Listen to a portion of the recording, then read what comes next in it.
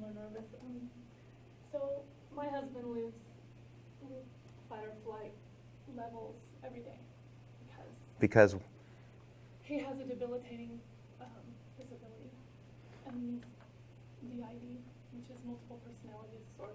okay. So I think to answer your question is he's mentally not capable of relaxing.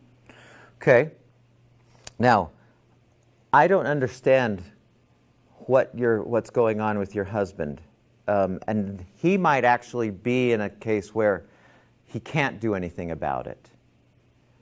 And so he's the exception that deserves a bigger answer than what about the rest of us who are functioning pretty normally day to day.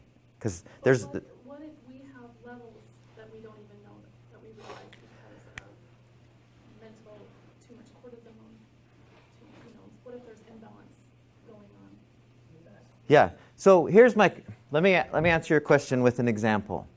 When somebody goes to the doctor, and it's usually a she who goes because the thinking is she's depressed, right?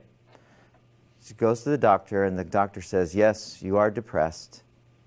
We've determined that you're clinically depressed. And she says to the doctor, well, what's going on? Why am I depressed? And the doctor usually says, what? A chemical imbalance, correct?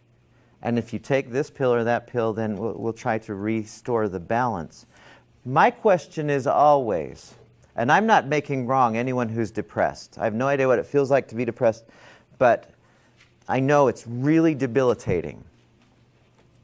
But my question for somebody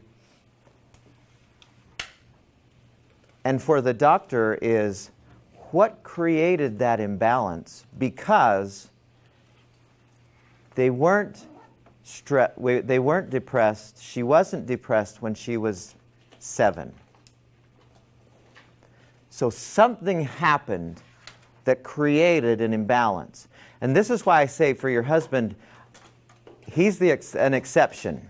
I don't know what's going on, but if you take somebody who's just normally functioning and then at some point is just suddenly depressed, in other words, there's a chemical imbalance, something has to make that happen. Now, there's a lot of different variables, but I'm pretty certain this is playing a part of that chemical imbalance.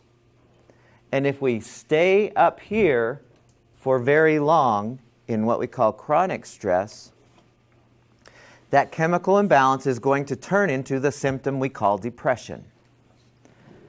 And so what we have to do then is go back a step and figure out the cause. So I'm going to leave you with this question, and we'll start with this on, what is today? Thursday? So we'll start with this on Tuesday. What is it? Why would you ever be stressed if you're never in stressful situations? And what is the cause of all of our stress? And that's where we'll jump off on Tuesday.